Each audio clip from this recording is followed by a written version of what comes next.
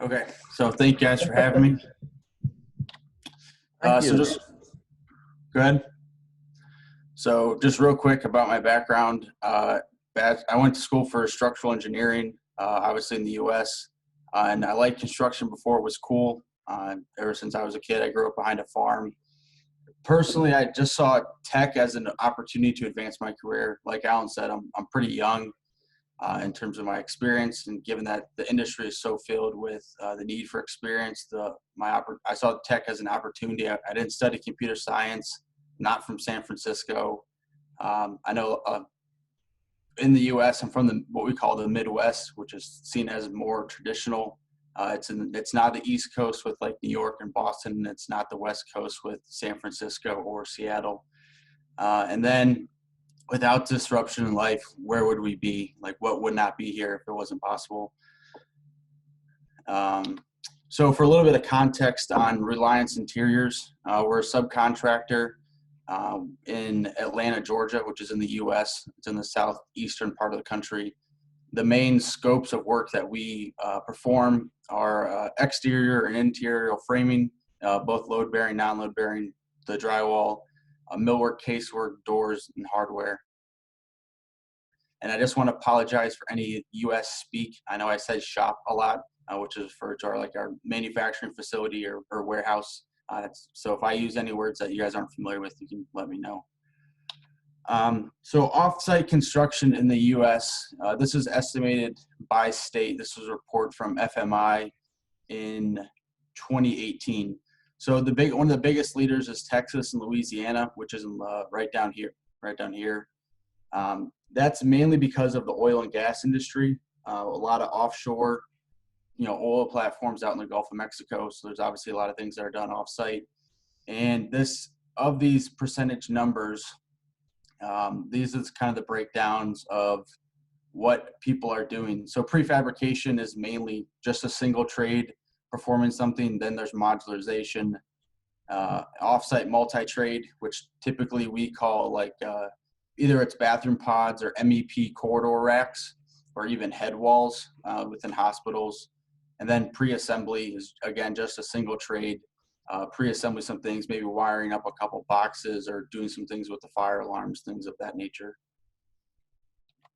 Offsite business impacts. So there's a law of diminishing returns which exists in economics, and it's also going to happen for us within construction. So right now, one of the biggest selling points is reducing time to completion, as you can see on the right. Again, this is from FMI.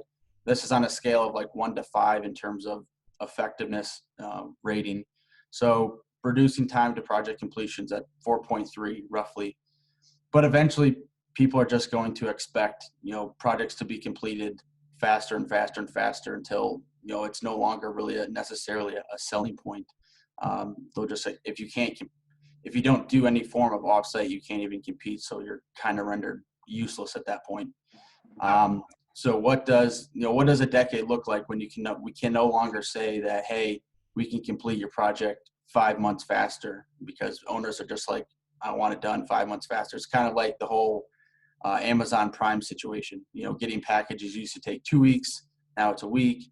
Now people expect it in 2 days or even a day. It can only get so quick until it just magically appears, I guess. And then when it comes to rework, which is another big selling point, truly it comes down to just a lack of planning.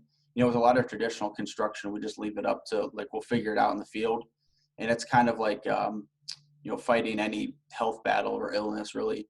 And if you can address cancer earlier on in the process, it's a little bit easier to overcome. If you wait later in process, it becomes much more difficult to overcome. I grew up as a fat kid, so it's the same thing with losing weight. It's a lot easier to lose 10 pounds than it is to lose 100 pounds. It becomes a bigger problem to deal with. It's the same thing with construction. We typically leave a lot of it go into the field, and becomes a bigger problem to deal with, which leads to mistakes, extra cost, time, etc. Whereas with offsite, prefab, DFMA, modular, volumetric, whatever people want to call it, if you don't have any form of planning, it just becomes a really expensive experiment because you have to do that work twice. So by doing any form of offsite construction, you force yourself to plan to an extent that you typically don't find with traditional construction. So these are just some practical steps for how to work with the guys in the field. Like obviously the prior presentations were phenomenal. They were super advanced, and that's definitely a large step for people to make. So this is kind of like if I was going to start it today, what I would do to get started like tomorrow. So first thing is explain to the field guys why. A lot of them don't really care that you as an executive or PM are going to make more money or your bonus is going to be bigger. And it's really kind of explaining them why, it's how it's safer, how it makes you as a company more competitive to keep them employed, those kinds of things. Next is earning their trust. For a lot of us, if we work in an office, the guys may not know who you are and recognize your face or your name. They might have heard of you, but they don't really know who you are. And I have many stories of this. And going out in the field, earning their trust, talking to them, shaking their hand, and doing the things that are not scalable. Some of the best ways that I learned to earn trust, especially being young, was I would drive truck and trailers to job sites. I would pick up material from the supply house if we got in a pinch, would clean up the shop with the guys, just doing those kind of things to show that you have their back and you're there to support them, simply because when we try anything new, certain things aren't going to work. And if you're going to come out and, have a screaming match with a guy over stuff not working, it's not really going to work. Plus, they're the experts. I mean, they've been doing it for years. And it's kind of like going to Conor McGregor and telling him how to fight in MMA when you might have only watched it on TV. It's not really going to work for you. And then the last one is getting their input on where to start. So there's a lot of simple things you can do with just pre-assembly or wiring boxes or pre-cutting various objects. It doesn't require you to have a large facility or a large shop or go buy a lot of special equipment. They probably have a lot of good ideas on just simple things you can do to start to improve the process overall. So starting small to big success. So obviously this is a bottom-up scale, specifically more towards the carpentry aspect. So on the bottom of the chart or on the left is like pre-cut sections, like just doing simple things like pre-cutting wood for parapet caps, or, the back side of a parapet, pre-cutting drywall for bulkheads or topping out in various locations, pre-cutting studs, whether it's for cripples or headers, sills, any non-full height members that you can't order or cost extra to order. Next up from that is making kits, and I'll have an example of that in the next slide that'll explain a little bit better. Then obviously you can get up into the panelization, and then you get into modular or volumetric or a larger scale of offsite construction. So one of the things is we digitize where possible. So our original shop look ahead was just a whiteboard with pinstripes and magnets. So we moved it to Trello, which was on a touchscreen TV right outside of the shop. And this was just a simple tool that provided visibility into the entire process. We were able to attach various pieces of information, especially conversations with foremen as to why we made certain decisions, why we decided to load it on carts. One of the biggest things is, just like everybody else touched on, is the art of logistics, how to ship something without breaking it and getting it into place. In addition, it provided the visibility. So as I move things through the process of producing the model as required, or ordering the material, or doing the field dimensions that were needed, the shop foreman who was overseeing what his needs for manpower were could see kind of what was coming in the future, and he could allocate or ask for additional manpower from what we call them as superintendents here in the U.S., who oversee the distribution to all the different jobs that are going on at that time. And then some examples. So on the right is some auditorium, we call them clouds. They're basically acoustical panels within an auditorium at a local high school. So one of the biggest things that doing this in the shop gave us was just safety.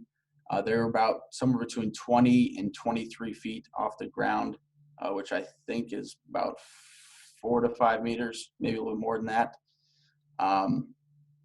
So obviously doing it in the shop allowed us to build these on the ground, which is a safer working height. In addition, it was just much quicker and a cleaner product due to the complexity of a double curve. It was quicker for us to do it that way. So we were able to model everything, and generate the layout points, and also dictate the elevations that each, they're hung with a piece of aircraft cable, which is just 12 gauge wire. And by doing it in BIM, we were able to generate the lengths of all those different cables for layout, simply because all of them were at different lengths because they were all rotated in the air, as you can see on the right. And then also by building it in the shop, the bottom left-hand photo, we were able to basically put them all together, make sure everything fit before sending them out to the job site. Kits is the next thing, and this is just for our trade. For safety, it lowered the probability of incidents just because guys weren't walking around all the time trying to get more material, and also they didn't really have to use the saw much, if at all. So what we did is we would model an entire floor of framing, and then I would order the material from the supplier, and then we would bundle it up by room or by unit. And everything was pre-cut, so that all the headers that were required for any openings were pre-cut. Any cripples, which are the pieces that go above or below an opening, that's a US term, were pre-cut. And along with all of the other studs were pre-cut. So all the guys had to do was basically go into a room, all the material was there, and put it up. So smoother installation, again, less walking. So there was obviously lower safety incident, but also guys weren't wasting energy walking up and down steps or walking up and down, walking across floors. It was a cleaner work site just because all the material was cut and ready to go. And there was less waste, both in how we ordered material, because we ordered as much pre-cut as possible, so we weren't really throwing much away from the supplier, versus buying standard length material, which in the case for studs is like 8 foot, 10 foot, 12 foot, basically in 2 foot increments. And then the last one is panels. So this is a model from an elementary school. It was about 275 panels that we produced over the course of a couple months. We ended up saving 2 months off of the schedule, which in the Midwest, which we get the winter, so we have snow and cold. And with that in mind, you know, we lose a lot of time because of just the elements that we have to deal with.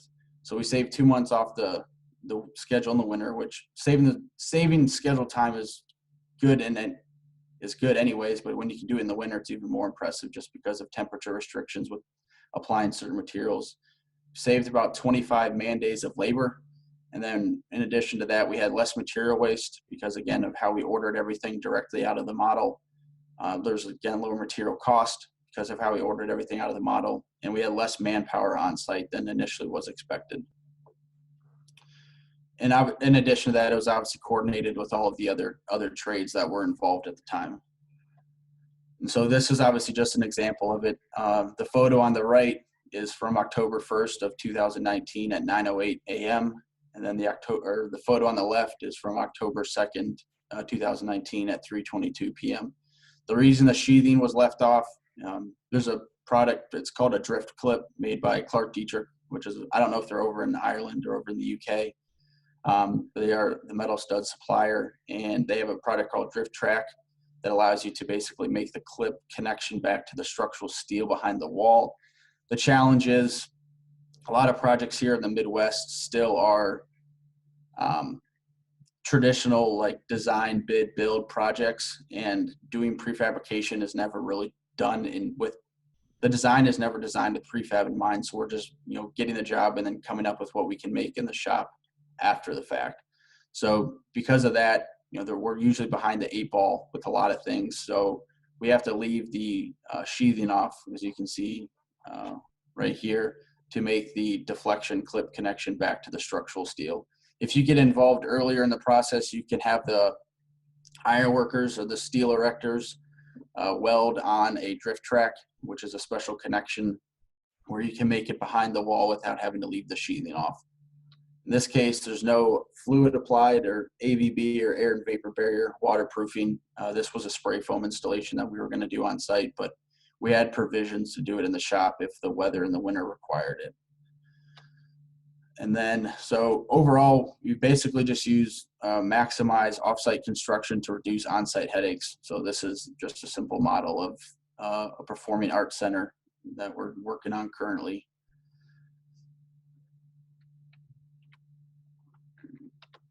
And then questions.